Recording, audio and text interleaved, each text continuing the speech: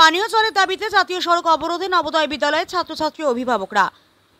পানীয় জলের চরম সংকটের প্রতিবাদে আজ রবিবার খেরেংজুড়ি জহর নবোদয় কেন্দ্রীয় বিদ্যালয়ের ছাত্রছাত্রী ও তাদের অভিভাবকরা একত্র হয়ে আসাম ত্রিপুরা সংযুক্ত 8 নম্বর জাতীয় সড়ক অবরোধ করেন।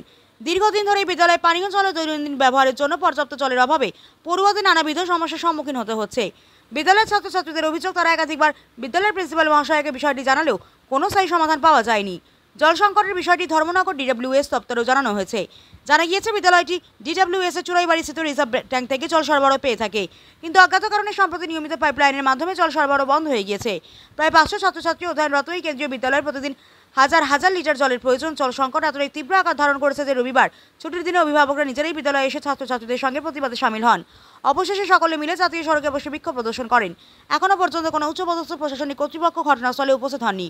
তবে বিদ্যালয়ের প্রিন্সিপাল জল সংকটের বিষয়টি স্বীকার করেছেন এবং সমস্যার সমাধানে যথাসম্ভব চেষ্টা চলছে বলে জানিয়েছেন।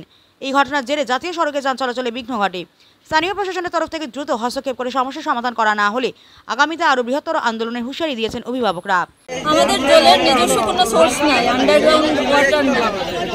আমরা পুরোপুরি DWS এর উপরে নির্ভরশীল জলের জন্য। তো DWS এর ওদের পাইপলাইনের ঠিক করার কাজ চলছে গত 4-5 দিন থেকে। তো যতদিন অবধি ঠিক না হচ্ছে আমরা জল পাই না। আর কি বলে, রানিং ওয়াটার আমরা ওদের বাচ্চাদের দিতে পারছি না। কিছু বৃষ্টির জল জমানো আছে, ওটার থেকে তারা ওই টয়লেট যাওয়া এই করা, বাট তাদের কষ্ট হচ্ছে কারণ ওই 3 তলাতে জল নিয়ে উঠতে হয়, রানিং কোনো ওয়াটার নেই। আরেকটা অভিযোগ ম্যাডাম, গার্জিয়ান পক্ষ থেকে জানা এলো যে রাস্তায় উঠতে সময় স্কুলে যাওয়ার প্রবেশ মুখে এত দুর্গন্ধ, তারপর রাস্তা ভাঙা, গার্জিয়ানদের বসারও জায়গা নেই। রাস্তার তো কাজ শুরু হয়ে গেছে, এগুলি স্টেট ডিপার্টমেন্ট থেকে নেওয়া হয়েছে। বসার কোনো শেডঘর নেই? বসার একটা শেড আছে, বাট ওইটাতে পর্যাপ্ত জায়গা নেই, বা আমার হাতে আর এক্সট্রা স্পেসও নেই যে আমি আর বানাবো। আপনার শুভ নামটা? মনিরূপা কর। আবার বলুন। মনিরূপা কর।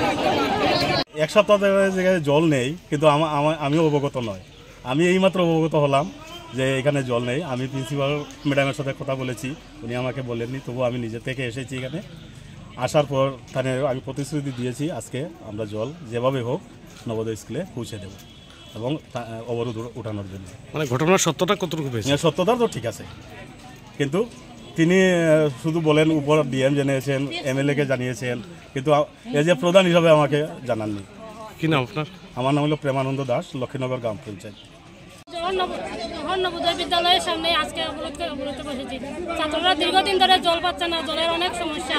তারা স্নান করতে পারছে না, খাওয়া খাচ্ছে না ঠিকঠাকভাবে জলের জন্য। এত গরমের মধ্যে যদি জল ছাড়া থাকে তাহলে তারা কী হবে? প্রিন্সিপাল ম্যাডামও সঠিক কোনো আমাদের আশ্বাস দিচ্ছে না যে জল আসবে বলে, শুধু বলছে আজকে হবে, কালকে হবে, এগুলি বলে বলে আমাদেরকে রোজ রোজ বলছে। কতদিন থেকে? আজকে 6 দিন 7 দিন থেকে জল নিচ্ছে না। তো বাচ্চারা তো বয়ে খাওয়ান খাচ্ছে না, খাওয়ান ওরা বলে খেলে তো টয়লেট যেতে হবে, তো খাওয়ান বন্ধ। 6 দিন থেকে জল নাই, টয়লেটও যাওয়া বন্ধ। এরকম করে তো আমাদের বাচ্চারা অসুস্থ হয়ে পড়বে। এখন কি বলেছে ওনারা? এখন তো ওই প্রিন্সিপাল ম্যাডাম তো কোনো ওই SDM স্যারের কাছে ফোন করে, DM ম্যাডামের কাছে ফোন করে, ফোনের কোনো রেসপন্স নাই। হ্যাঁ, রেসপন্স নাই।